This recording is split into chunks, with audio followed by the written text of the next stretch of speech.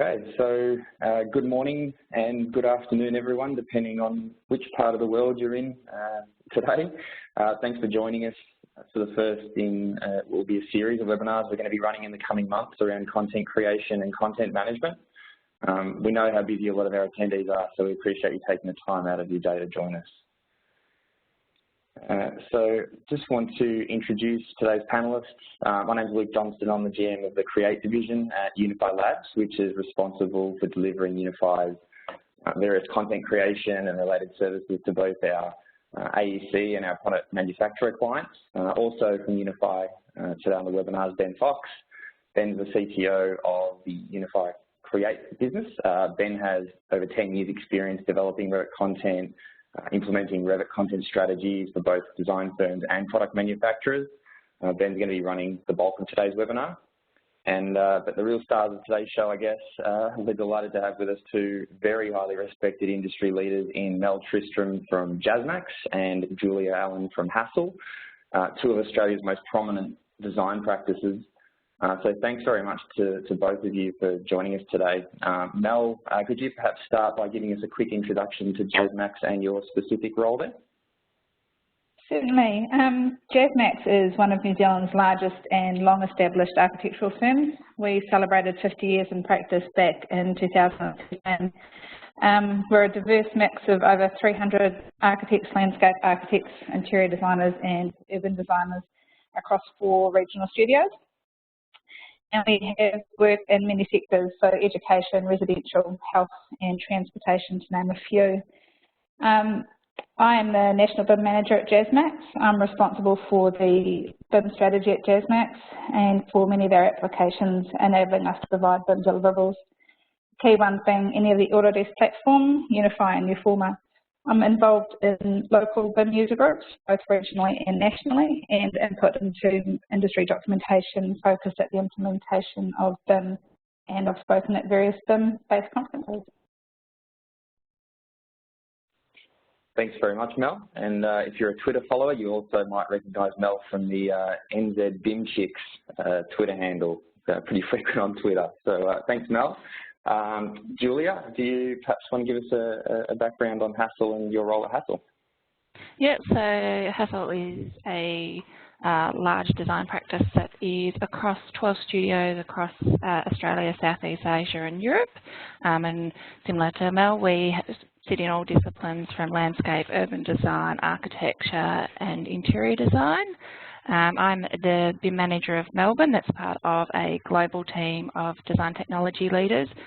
We look after anything from implementation, BIM contracts and plans, content creation, software, maintain, training, mentoring, you name it, has something to do with BIM. Across the team, we look after it. And I, too, similar, am part of industry bodies and groups and dedicate a lot of time to extracurricular BIM activities outside of Hassell. One of those being Melbourne. Thanks, Julia. So we'll go on to the next slide. So I'm sure many of you will be well aware of the UNIFI content management platform, and you'll be familiar with how it assists AECs or architects, engineers, contractors, owners and other stakeholders to basically achieve better outcomes through a more streamlined, collaborative and a robust approach to managing content. On today's webinar, what we really want to do is talk about some specific strategies for improving content libraries in 2017 and how UNIFI, both through our content management platform and the services provided by our Create team, might be able to assist you with that. So a bit of background on the Create division of UNIFI. We're one of the world's most prevalent creators of content. We specialise in developing Revit content. Since 2009 and encompassing the amalgamation of UNIFI in the US and IGS last year from Australia. Collectively, we've created over 200,000 pieces of Revit content. We've worked with more than 200 building product manufacturers, or BTMs as we sometimes call them. We've provided our content creation services to a lot of the world's premier commercial design firms directly, mostly in the US and in Australia, but currently expanding globally. So especially through providing our content services to AEC firms, we get a really good insight into the various ways firms are strategizing and resourcing their content needs and the challenges that they're facing on a daily basis. So through this work with AECs, we've recognised a number of ways that we can leverage our content development team and our technology infrastructure to develop new tools, new services and metrics to assist with these challenges, and we're looking forward to sharing them with you today. So today's agenda for the webinar, they're the topics, so you've got the agenda there. You've also got the topics down the bottom for some upcoming webinars that we'll be running in the coming months. I'm not going to run through today's agenda now, but you can see it on the screen. But the main objectives for this session is really to outline some executable framework that will allow you to start improving your firm's library in 2017. So including how to consolidate and get a quantitative understanding of your firm's current library, applying some financial metrics to your content library relative to being an asset or a liability, looking at some methods for executing projects that you identify for content improvement. And during the course of the webinar, something we're really excited about today, we're going to be providing you with some insights into some new tools and services that UNIFI is able to offer to assist with executing these strategies, such as our content library audit tool and our content credits program. If you have any questions for any of our panelists during the webinar today, please type them into the chat box on your screen at the bottom, and at the end of the webinar, we'll be providing some dedicated time to address these. So please feel free to type them in as we go, and we'll get to them at the end. And on that note, I'm going to hand over to Ben Fox to get things properly underway. Thanks, Luke, for the introduction, and yeah, I'm really excited about what we're going to share today. And I guess as a great starting point, we've got to ask the question, so where is your content at today? And to kick things off, I think it would be really good to hear what the panelists have to say about some of their content wins and challenges over the last 12 to 24 months. So perhaps, Mel, can you share some of the insights to your wins and challenges? Certainly. First one might sound like a bit of a paid offering, but for us was implementing UNIFI was a bit of a game changer to the practice. As I mentioned, we're over 4 regional studios and we've got a couple of site offices. So instead of having our content hosted on servers, putting them onto USB drives to take them across to site offices or just transferring them over FTP, having the information provided in the cloud has really been that game changer. Second biggest one for me personally was being able to employ a dedicated content creator. Although at present the role is more of a curator role as we're trying to understand what content we've got and what state it's in. So you can say it's both a benefit and a challenge rolled into one. And the biggest challenge that we've got at the moment is staff not following standards when they're creating the content. So it's a benefit to the entire practice and not just for their project at that minute that they're creating it. Yeah, some column challenges and some good wins there. Julia, how about yourself? What has the last 12 to 24 months held? Yeah, I'd reiterate what Mel said. We have found that using UNIFI, we've been on UNIFI for over probably 2 years now, having a centralised source of content has really helped us across all of our studios across the globe. Similar to Mel, we have a lot of site offices where we have people sitting sometimes in someone else's environment, and being able to access that content online is really a complete game changer for us in comparison to similarly taking hard drives down to site offices where the content doesn't get updated. If it gets fixed, they don't know about it. It's just sharing that knowledge also globally across the whole of Hassell. And really, as we improve it, everyone gets the benefit, and it's not a dark art that's sitting in a project drive that no one knows about. It's been great, but it's also been a kind of stopgap for us to analyse what we've got and slowly vet every piece of content that goes up to UNIFI as we've loaded it up, which has also helped us. Very good. So it's good to hear that the UNIFI platform is helping both firms, and they're certainly not paid answers, as you alluded to, Mel. But I think it's also good to hear that the underlying challenge still comes down to the quality of content and how we get it to that next level before we can distribute it on platforms like UNIFI. So I'm looking forward to digging into that during this presentation. But before we move on to those parts, we know that one of the ways that firms expand their libraries is via the use of quality building product manufacturer content. So last year we decided to actually quantify how many firms were actually doing this, and it'd be really interesting, Luke, if you could provide some insights as to the results of that survey. Yeah, sure. So last year we did a survey on the subject of BPM, or building product manufacturer content. We got responses from 65 different firms, predominantly in the US and Australia. I'm sure a lot of people on the call today actually responded to this survey. And a couple of the objectives that we had was to qualify if AECs are using manufacturer-specific content, or how many, and to understand what value they put on the content being done to a high-quality standard. The results were actually quite surprising with respect to just how high the figures were. They were higher than I actually thought they might be.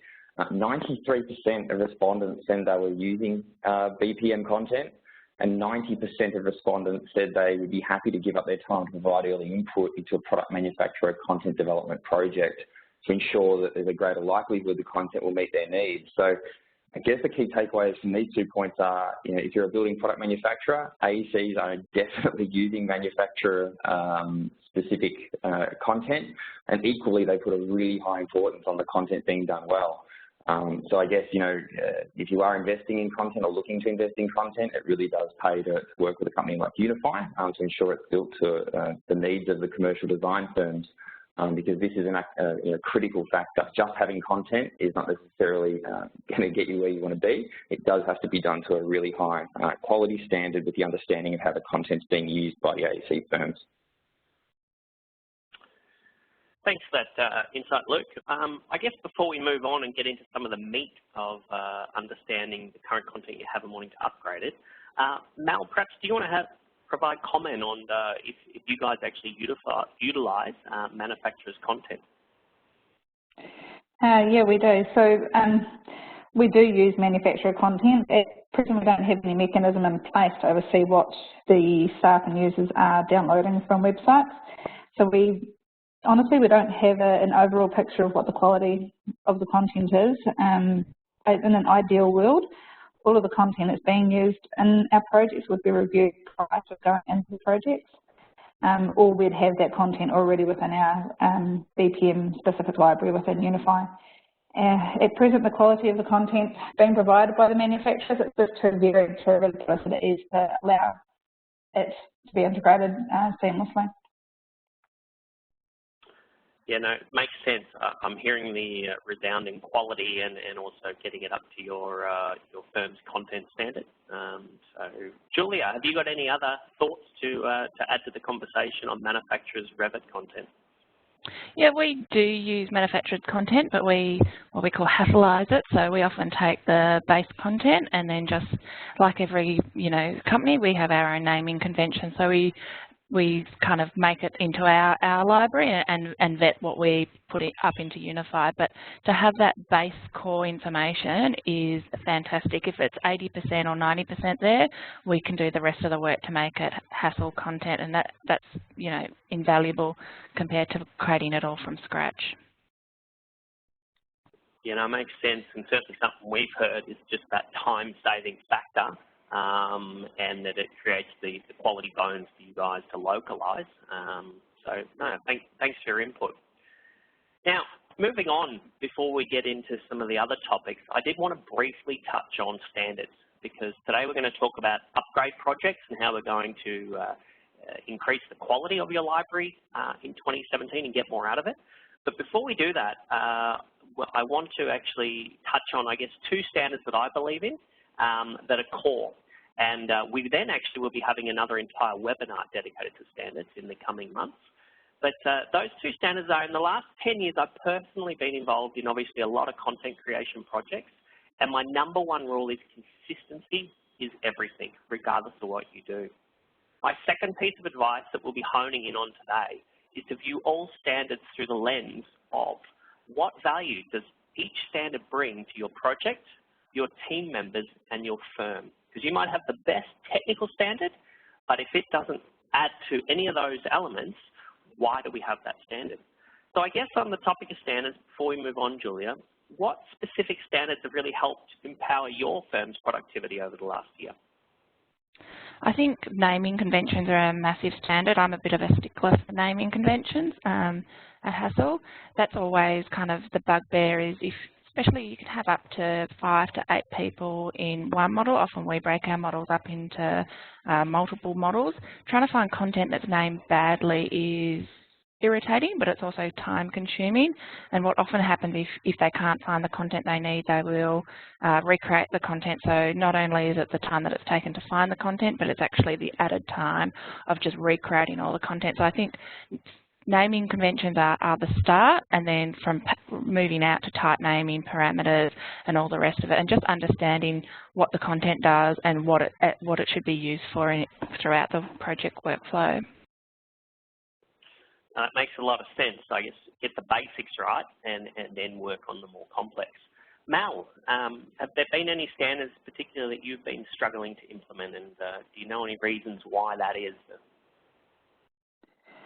Kind of what Julia pointed out there was with naming conventions, whilst it's the core of the content, that's what we've been struggling with the most, is to try and get staff to name things consistently. That, you know, we call it a tap, it's not a faucet and a tap, so we can enable that searching to work better. Understanding the reason why we're struggling with it, for us it's down to the rapid growth of the practice and obtaining those dedicated resources to train and mentor and review that content as it's been created. Yeah, no, it makes a lot of sense. We're all aiming for those brass rings, but often we don't have the resources to help us get there because we're trying to get projects out the door. So thanks for your insights. And as mentioned, we will go into standards in a full webinar in the coming months, but we'll move into the meat of this presentation now. So, interestingly, over the last many years, we're regularly asked by firms 5 common questions. And they are, can you please help us improve our content? Here are some of the things we would like to fix. They ask us what our thoughts are on the highest value items to fix, given our experience. They also provide us content standards, and always the next line out of their mouths is that they don't fully conform. And then obviously, how much does it cost so they can get budgeting? And really, when we break that down into 2 common themes that we always need to address when discussing potential content upgrades with firms, those themes are the definition of what value looks like specifically to them, the difference between good and bad content, if you will. And the next point is, what will it cost? So let's break that down and start looking at the different aspects. First, we're going to look at the value and how we're going to quantify the difference between good and bad content.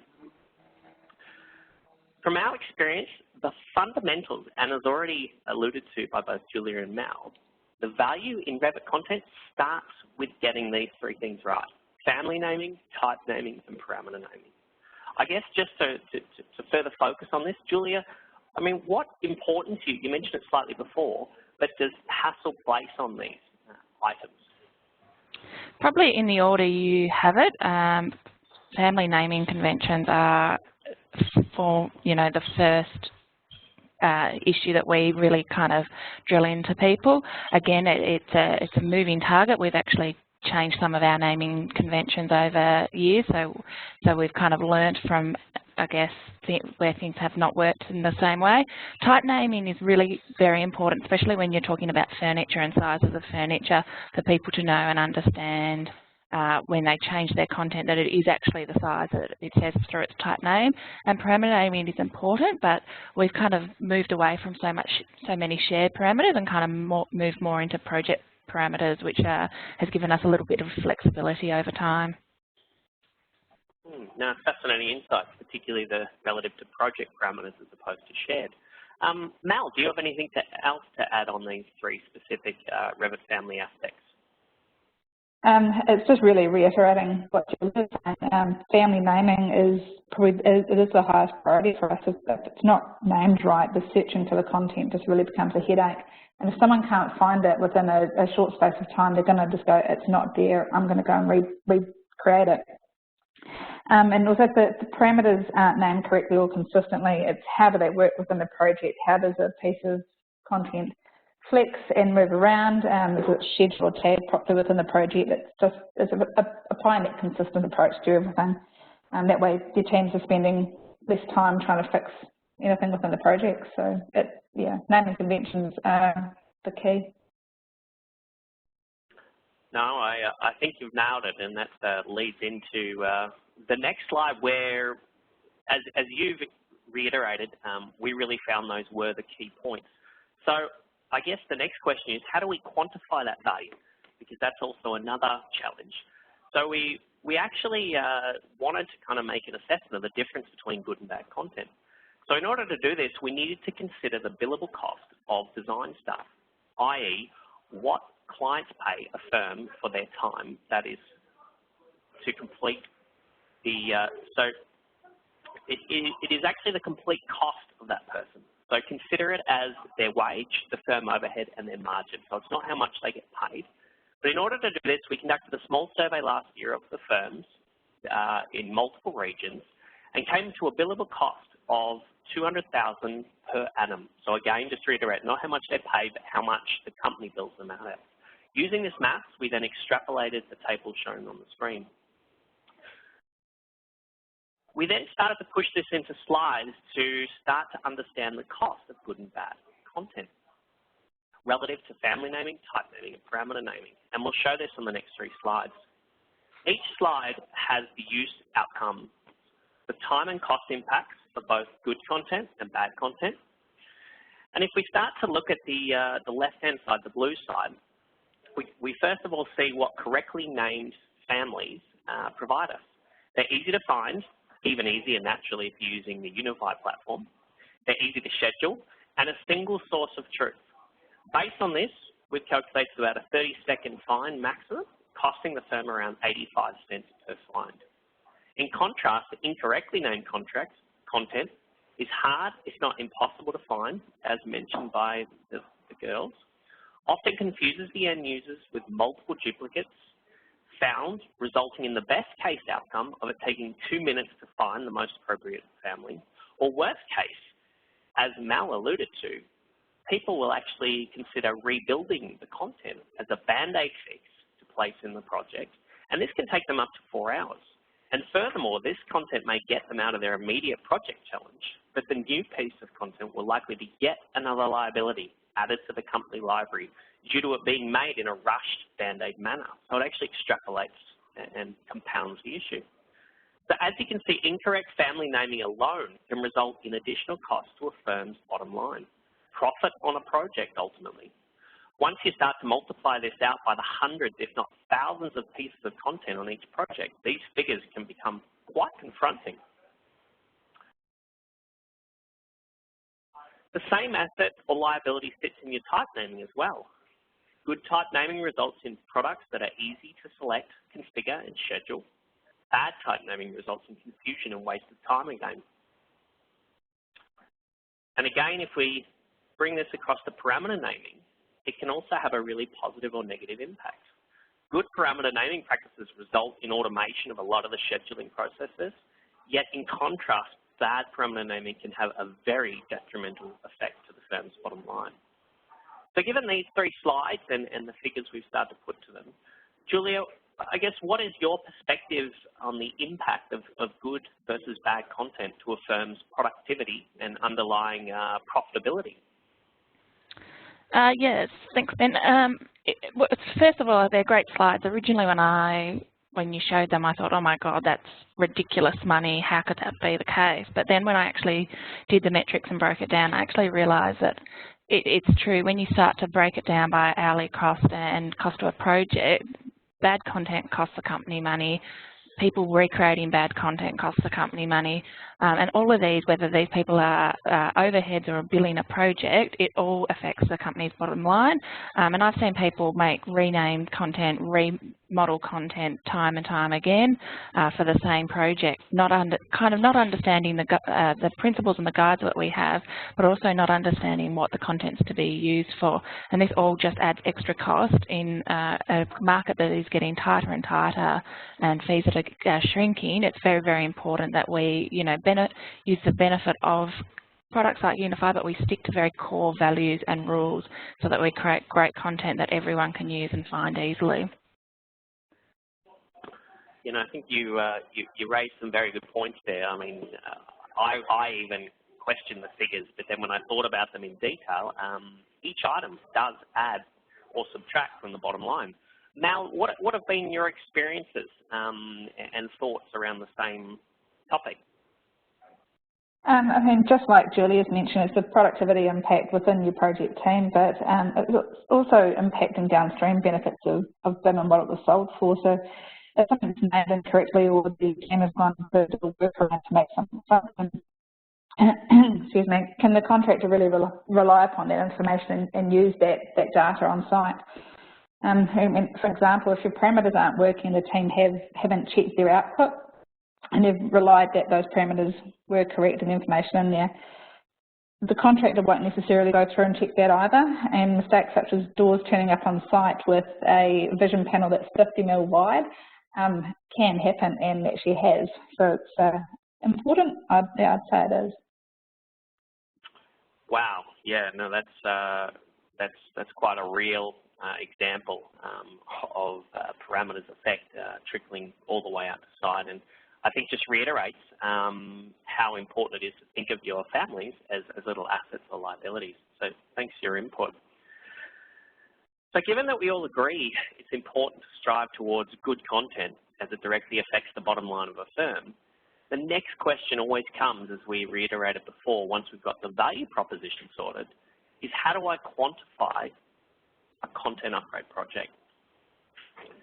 Naturally, you need to start asking questions around how are you going to resource the project, the upgrade project? Are you going to do it internally, externally, or a combination of the two? How are you going to obtain internal or external funding for time internally or a budget for external? What are you going to present to management to communicate the current status of your library and why you need to invest into it? Referring back to our slides before. How are you going to quantify the resources and funding you need to complete the project? Are you going to guess? Are you really good with Dynamo and can do it programmatically? UNIFI, I will let you know, has grappled for this for years. Basically helping firms quantify and justify content upgrade projects to management is a challenge, has been. We have gone down many different roads, including the Dynamo route, where we've been able to obtain detailed schedules by loading families from firms into projects, extrapolating out and laying out all the families and types, and then based on that running detailed schedules to start to understand how big a library is. But the quantification, unfortunately, the challenge of it, it runs much deeper, as probably a lot of you know. Let's take, for example, this table and chairs family to illustrate the point.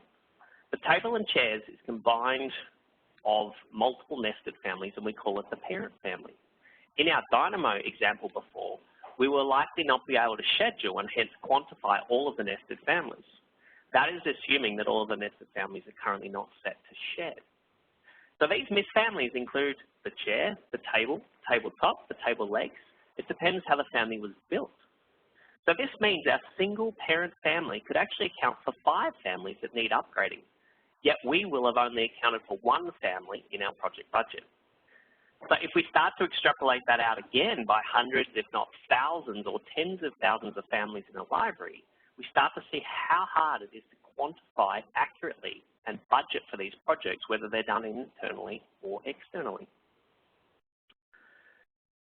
So in the context of what has just been covered, I'd really like to understand, starting with Mal, what have been your experiences to date in quantifying the value, resourcing and funding content upgrade projects? To be honest, Ben, I mean, it's been a difficult one for us, and it's continuing to be difficult. Just trying to educate management on why we need the content, why it needs to be consistent, what benefit it has to our teams and their productivity, and therefore that profitability and bottom line for the project. Okay, so we've been using Revit for coming up to 12 years, and it's only in the last 12 months that we've managed to employ a content creator. And that on its own wasn't really an easy sell. I can't even remember how I managed to sell it, but I think it came down to understanding, once we implemented UNIFI, was seeing the content that we had and looking at what content was being downloaded, and was actually people were looking to past projects to utilise content that they knew where it was and what it did. So once we're having Christine, our content creator, on, and we're digging deeper into what our content is that we've got, it's really given us another battle of requesting more project resources and funding. So, I mean, as you've said there, Ben, it's about applying those metrics that you can obtain for your content. So I'm really pleased to see that UNIFI have got something to assist with understanding what we can do and do deeper. No, great insights. I guess you've really reiterated, if you don't know what you have, you don't know where to start. And it sounds like you've been using UNIFI to start to get some metrics on how your content's being used, so then you've been able to explain your challenge to management. But then that opens up a deeper level of understanding, a deeper level of insight to potentially those assets and liabilities. And as you said, that the challenges even got bigger, because how do you then internally resource it or even look to externally? Julia, what have been your experiences? Look, we've had a lot of experiences, and it's an ongoing thing that we continue to kind of come back to among our design technology team. We've looked at, we've had internal content creators, we've had external content creators, we've looked at getting lots of projects upgraded and the content harvest out of projects. You name it, we've probably looked at it, and then it kind of comes back, which is always a real difficulty, is who's going to pay for it? Is it going to be a global cost? Is it a local studio cost? Is there funding under a design technology budget? Should it be a discipline cost if it's a particular kind of suite of products for a person? And, you know, what resources do you have inside your teams that could actually do the work as well? There's also often a misbelief that because people can use Revit, they're good content creators, and unfortunately we've found that's often not the case at all. Yeah, they just don't seem to, you know, you have to be passionate to make content and make consistent content and check it and really dig deep into what it does and how best to use it. So we're still looking at this. We'll probably have this conversation again in a couple of months amongst the DT team. And it's really about what works for your firm. I don't have a solution for you, but we do know through looking through all of the different options kind of what the costs are to each of them. Hope that helps. No, thanks for that insight. And I think, yeah, it comes back to justification to management and an understanding of what's being upgraded. And for you, it's funding, internal or external. So again, I think that comes back to the common frustration of quantification. So I think I've certainly alluded to, I have personally found the process of quantifying the value and cost of content upgrade projects over the years exceptionally frustrating. But given this frustration, we decided to do something about it. And what we've done is started to think about how we can leverage the existing UNIFI cloud farm that powers the UNIFI software platform.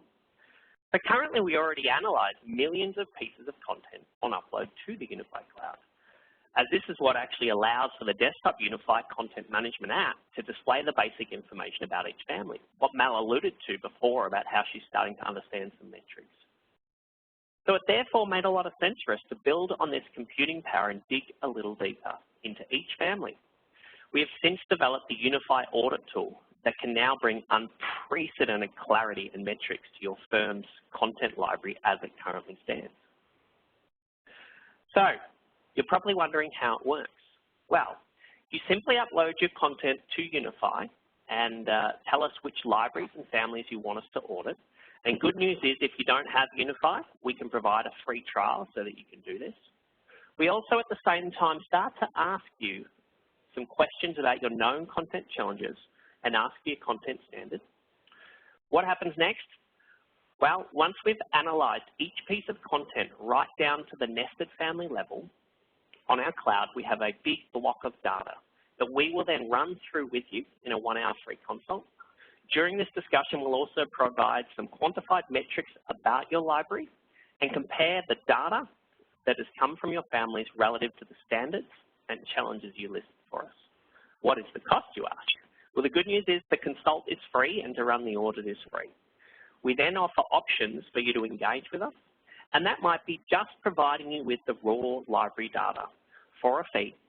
Now, how much that costs depends on how big your library is and how you want to leverage the data to make it valuable to you. Our first current version of the tool creates JSON files and Excel files in a big data format. But you do have the opportunity to work with our dev team to translate that data into products like Tableau or Microsoft Power BI to make it more usable specifically to what you're trying to achieve. We also offer on top of that additional options and prices to make the data interpretation and the actual content upgrades our problem. You just simply have to tell us what you're aiming to achieve and the specific focus areas and starting categories, and then we can quote, and the best bit is accurately, based on the audit data results. What do you walk away with? Well, you walk away with us helping you as much or as little as you need based on the audit results. We are able to provide you accurate and quantified costing of your content upgrade projects, given your current firm resources and content goals. We also provide you with the metrics about the true size of your library, the size of the upgrade challenge, to help you frame the value proposition to management. So regardless, you're going to walk away enlightened compared to before the meeting. Following this webinar, we would naturally love to provide you with a free library audit so that you guys can start to understand your library. But what I do want to do on this webinar is give you a quick insight into how the audit tool works and the expected results. So, as mentioned before, on the UNIFI Cloud/Farm, each family is opened and the metadata is extracted. This includes both parent and nested family metadata. This information is then translated currently into Excel, as shown on your screen. As demonstrated, what you are looking at is the complex structure of door families, which we know are often firms' Achilles heel, but here we can see it all laid out. Now, starting from the left to the right, the columns represent the family string starting on the left. This is the parent and nested children family relationships. We then list the category, the family names, the type names, and then all of the associated parameters for each family.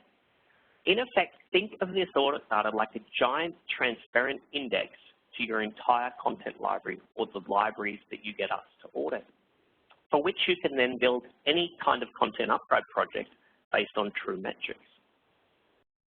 During this 1-hour free consult, we also provide you with multiple library insights based on the extracted family data, including a high-level summary of your library, category breakup, an insight into how big your library actually is. Remember how we looked at this parent and nested family challenge before? Well, the good news is we now understand the true size of your library, incorporating both nested families and parent families. So this real example of the audited library that I'm showing on screen actually shows there are 549 parent families. But when we actually include nested families, this equates to 1,604 families that need to be reviewed that we wouldn't have known about before. This same multiplication effect happens with types, and you can also see how those 549 families end up in a large number of parameters that need reviewing. You can now convey these metrics to your management. Imagine being able to visually explain to them that you have 21,816 potential parameter liabilities in your library that need to be reviewed to ensure they become company assets. So during the 1-hour consult, we also bring to your attention key findings such as family names and type names that don't match your standards, parameters that have not been filled out, etc., and the presence of CAD files and a summary of family sizes. True transparency to the current status of your library. So as you can see, the audit tool brings great clarity to where you're currently at and a basis to map out a course of improvement. Should you choose to partner with UNIFI to help you upgrade your content following the audit, we also have a content credit framework, as Luke alluded to at the start, that allows you to buy blocks of our time. The good thing about the content credit model is the more you buy, the cheaper it gets, and you only pay for what you use. And we also provide detailed reports on how much you are using and spending your credits to keep you updated as the project progresses. So now that I've given that summary, Julia, I would love to get your thoughts on what kind of value you would put on the results and potential engagements from the audit tool. Well, we would put a large amount of value on it just because we have so much content. We know how much content we have, and also we've changed the way that we look at content, the way we name content, and we've kind of made in the last probably 2 to 3 years, we've made a big change to just where we put our priorities on content, but we know that some of the old legacies of content that's named poorly and will have nested content in it that's named poorly has continued on. It's funny that bad content seems to continue on through all projects, but good content doesn't seem to travel as far. So having a tool that would be able to strip all of our content and see where kind of the old content sits and where it's nested would be great. Excellent. Those little rogues, those little cancers, as you said, can permeate and continue to trip you up. So I can see how you would use the data for that. Mel, what are your thoughts? I totally agree with Julia, and we're probably a little bit behind Hassell and where they're at with their review of their content at the moment. For us, understanding actually where the gaps are, where the holes are, could actually be different to where we think we need to be focusing our efforts. And also enable us to prioritise what should be done rather than starting at category A, doing it alphabetically. We can kind of put those correct resources in the right place.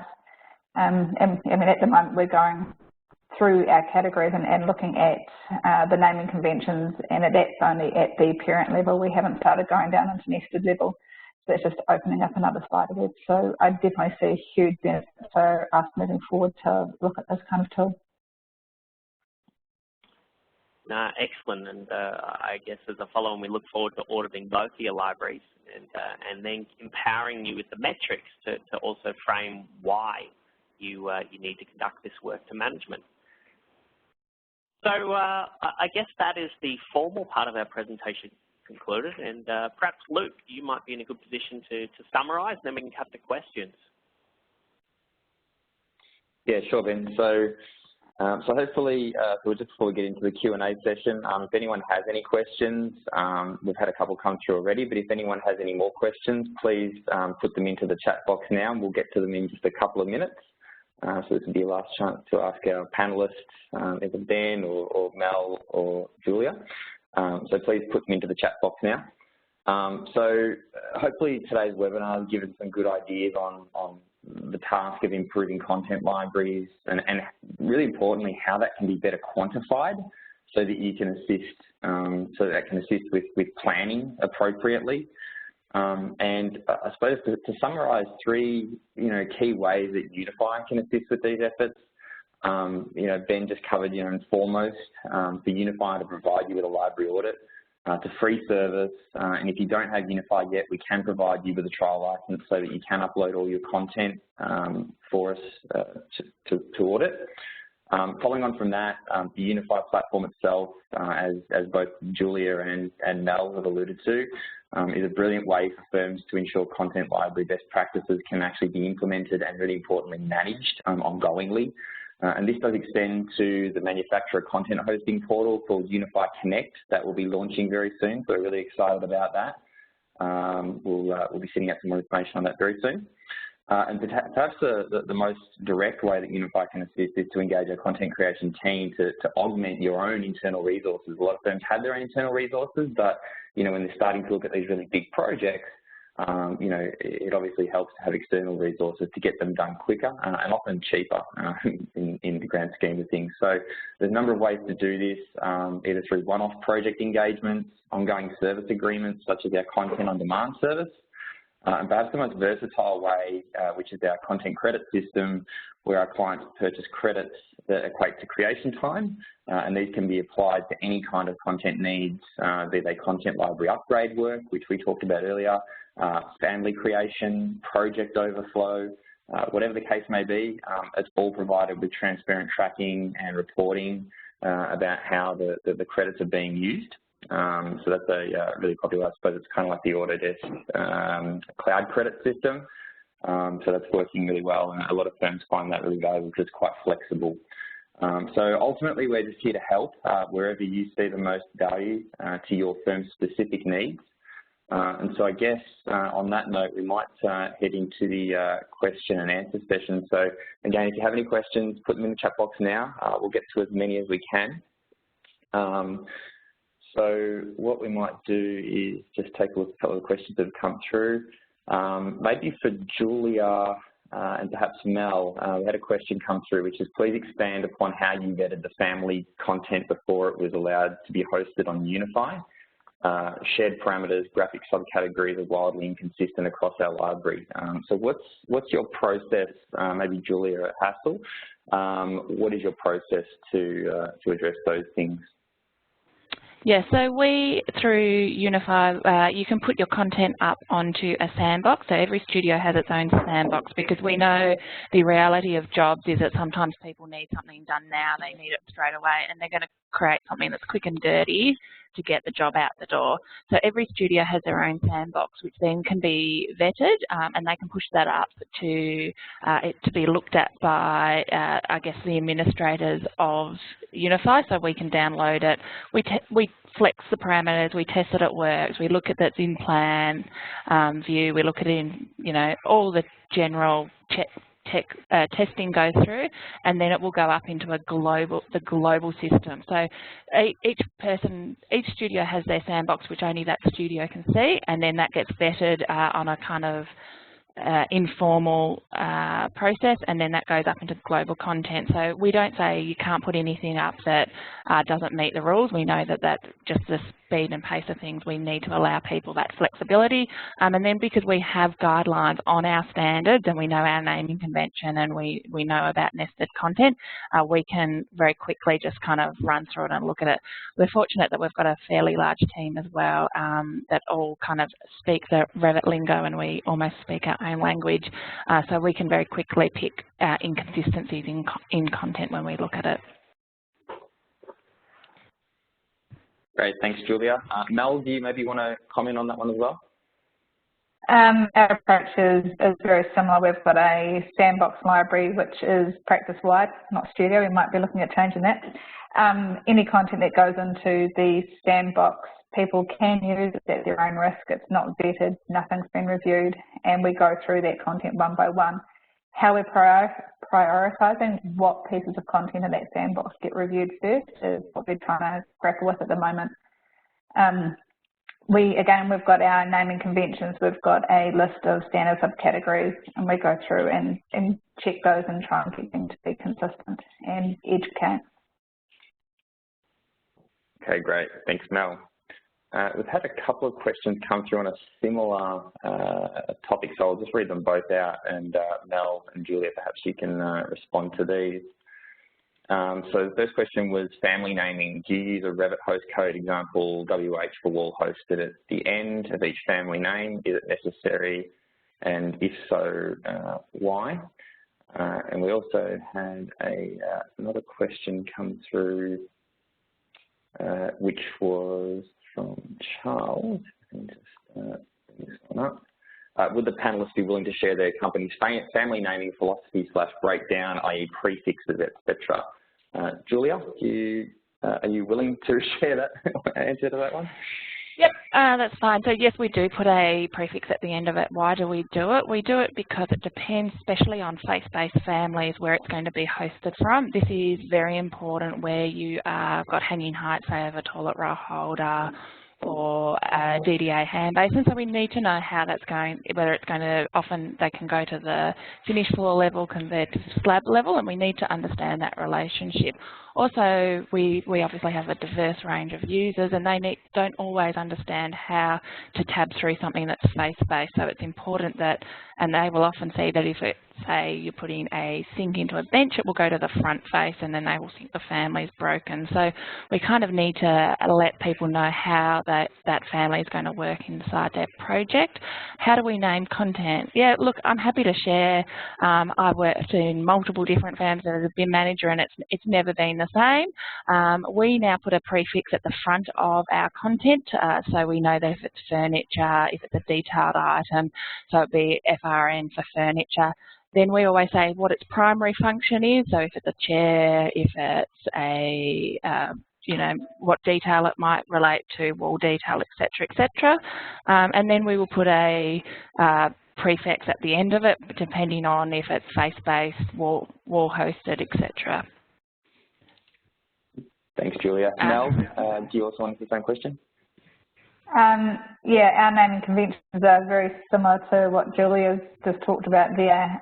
We have an added prefix, which is a New Zealand kind of localised coding system, which is our CBI code, so it ties into our specifications. This is mostly important for our detail components, as when we're looking for content, we can do that additional search within the family browser. We also do the suffix at the end for what kind of hosting is on the content. We do try to restrict what content is hosted, but it's really important for the line-based components as well, so that team members know how to bring those into their projects and use them. So again, I'm more than happy to share our content standards. To be honest, most of it is based on the Australian and New Zealand Revit standards. We've just flexed it a little bit to make it regional for New Zealand and for how Jasmax has progressed with their naming. Okay, great. Thanks, Mel. Another question we have here. Knowing that the potential for inconsistencies in family naming is poor build quality is high, how do you structure the content creation team? E.g., does your team exist in one location and service the other offices? ? Let's start with Mel this time. We'll give Mel a first go this time. Our team, at the moment, our team consists of one person for the content creation. We, at present, allow everybody in every team to create content, which could be why we're in a situation that we're in at the moment with the quality of our content. I am looking at growing that team and understanding how we can implement it across the studios. So if anyone's got any insight into how they're doing their structure, I'm more than open to hear it. But at this stage, we're based in our main studio, which is the Auckland studio. Okay, great. Thanks, Mel. Julia. We do it globally. We have BIM managers in every studio across the globe, and we meet fortnightly and discuss that. We don't have a dedicated content creator anymore. We have in the past. Will we have one in the future? I don't know, watch this space. And we kind of deal with issues as they arrive and then kind of push it out globally. Obviously, there are certain requirements with the UK and their BIM mandate, so they need to look at their content a little bit in isolation, but the core information is all the BIM managers across all the studios have that, and then kind of decipher it out across all of Hassell globally. Okay, thanks, Julia.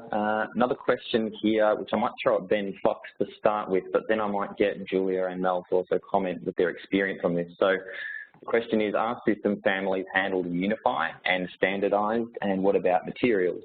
Ben, do you maybe want to answer that question, and then we could perhaps ask Mel and Julia how they are utilising that feature in UNIFI from their firm's perspective. Yes, so system families, good news, they are now handled in UNIFI, so they can be saved out and uploaded. And so can schedules, for that matter, in the latest release. I think you also mentioned about materials. That's a challenge we're currently looking at and hoping to get a handle on as well, because that is an ongoing challenge for firms. And the news I would give you is relative to the audit data. You can look at materials standardization by pointing at the families as if it's like an index to your library, and then they can be updated and assets and other things removed by manual processes. So answer to your first part, yes, system families and schedules, which wasn't any question, are now available in UNIFI, and will actually be leveraged in the Connect portal too, with building product manufacturers that offer their products in system families.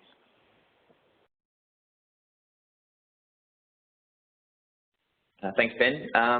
So given the handling of system families, Julia, do you maybe want to give a comment relative to your experience using system families from UNIFI and how that perhaps helped your workflow? I'm just not sure at the moment.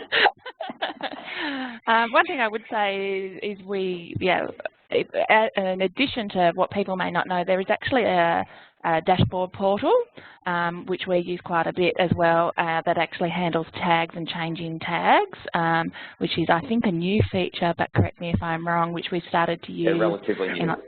Yeah, well, it's great. So we've started to use that in the last few weeks.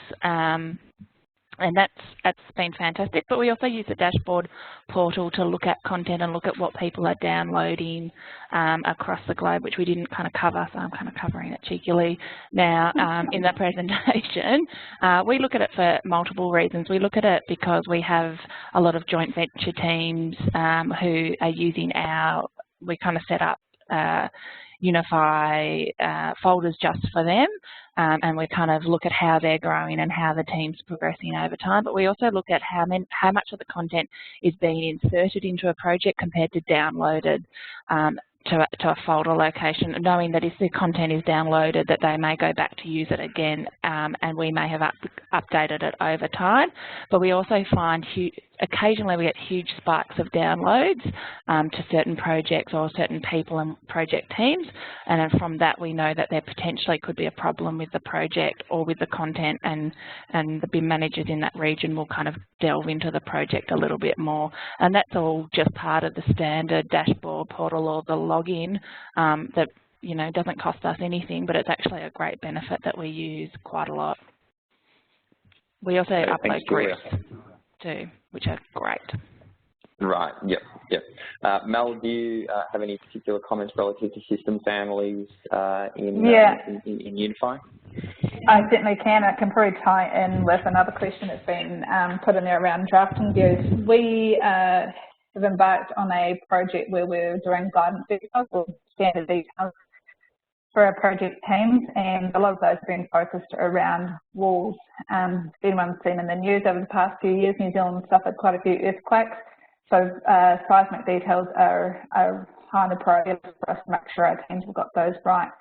So along with the drafting views that we're loading up to UNIFI, we're also doing system families, so the wall types to match, so we can have those going hand in hand. If someone needs that particular system family, that seismic brace wall, they can download both the drafting view and the wall type to insert into their project, and they're away. They don't have to recreate it from scratch. So definitely love both system families in UNIFI and the drafting views. Great, thanks, Mel. So that brings us right on to the hour now, so we'll wrap up. So thanks everyone for joining us today on the webinar. Special thank you to our great panelists, Julia and Mel. We really appreciate you guys devoting the time today, but also being willing to sharing your thoughts and experiences with us. So thank you to you both. If we could give you an applause and you could actually hear it, we would. But thank you very much. You've been fantastic today. For anyone that wants to reach out to us at UNIFI and ask any questions about content services or about the platform, or to arrange a free library audit for your firm, you can reach us via the email on your screen, which is sales@unifilabs.com. Otherwise, please stay tuned for other upcoming webinars we'll be hosting on various content-related topics. They'll be coming up in the next couple of months. And yeah, thanks again for joining us, and we hope you can join us again soon on another upcoming webinar. Have a great day.